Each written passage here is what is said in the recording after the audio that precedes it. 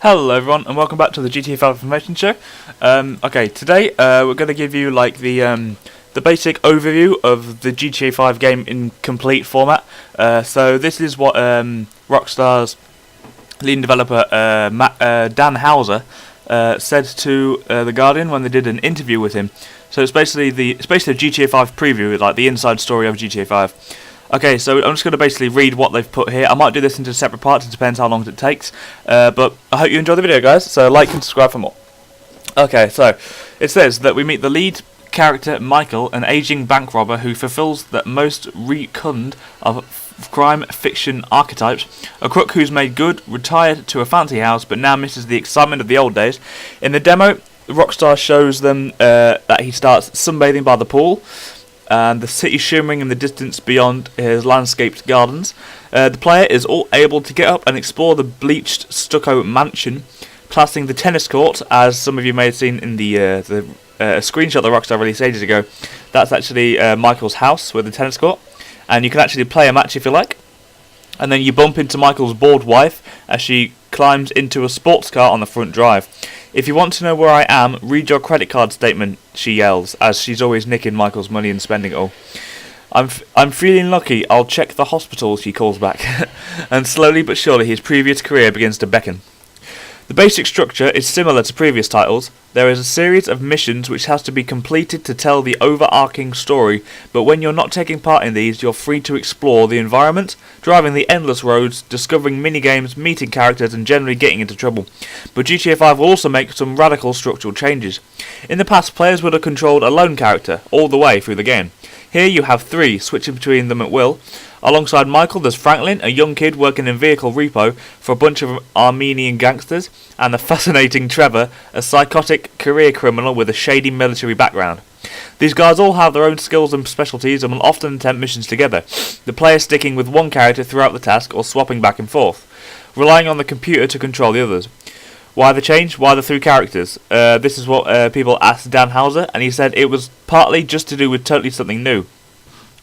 Partly too because it was at the point we were deep into the work on the 2 DLC episodes of GTA 4, and we thought, well, the bits where all the stories crossed over is kind of cool, so why don't we just do that in one of the games? So okay, let's do multiple characters.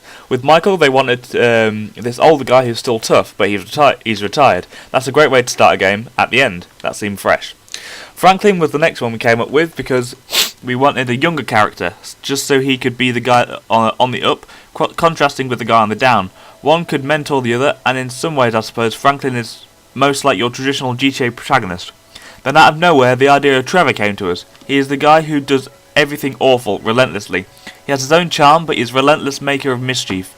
Not without some principles though, but totally different principles to Michael. An exact opposite take on what it means to be a protagonist in the GTA world. Michael is about more ego than Trevor, about more, I suppose. This provides a very interesting gameplay dynamic, but is also about story. Instead of telling one tale which heightens towards a single dramatic finale, GTA 5 cuts between these three interlocking narratives, drawing parallels and distinctions between the men. And instead of one set-piece conclusion, the game is structured around a series of 5 or 6 mega heists, which take place throughout the game, and which other missions lead up to. The idea is to get gamers into big set-piece thrill fests like GTA 4's 3-Leaf Clover, which is the way we rob the bank, much more quickly.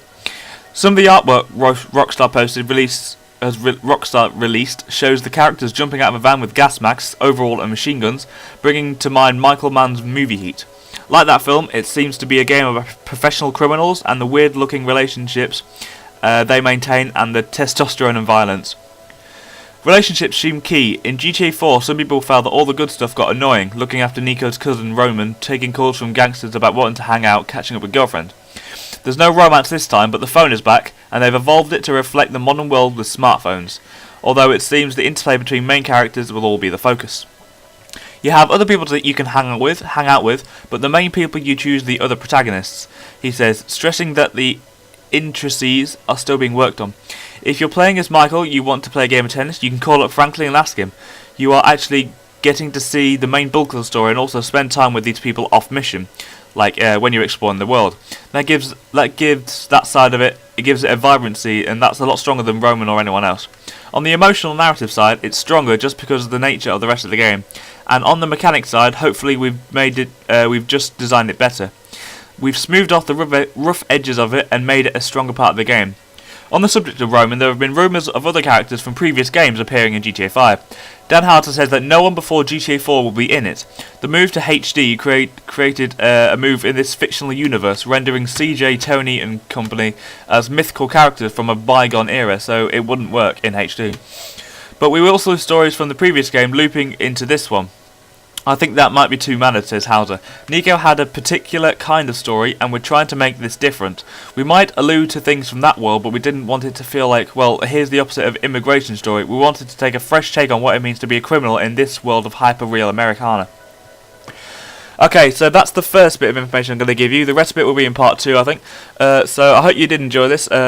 Music and relationships and how you use your phone and everything like that will be in my next part.